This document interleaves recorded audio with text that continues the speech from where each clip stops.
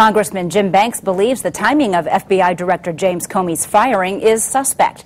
The representative from Columbia City was in town today and talked with News Channel 15's Kelly Roberts. You asked him about the firing and about that unusual tweet. I did, and Banks says President Trump owes a better explanation to the public about what led to Comey's firing.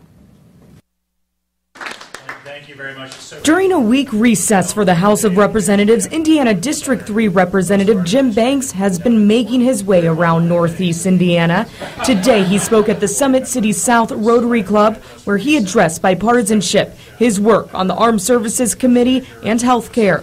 Afterward, he talked about what's been gripping the headlines for the last several days, President Trump's firing of FBI Director James Comey. It's being handled very poorly, and that has continued today. I've said over the past few days that the president should do a better job of explaining the timing of his decision to fire Director Comey. Next week, Comey is scheduled to appear in front of the Senate Intelligence Committee. Banks expects a lot of questions about what led to his firing. As well as the Russian investigation, which seems to be the motivation for, maybe one of the motivations, the major question that's being asked of whether or not that was the motivation for President Trump firing Director Comey when he did. Banks doesn't know if Russia is the reason behind the firing, but he did call the timing of it all suspicious.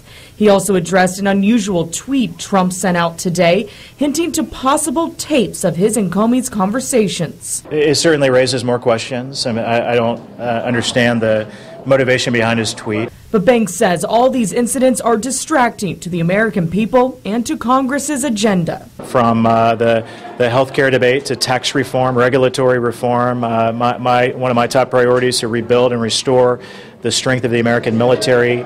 And issues like these are distractions from that.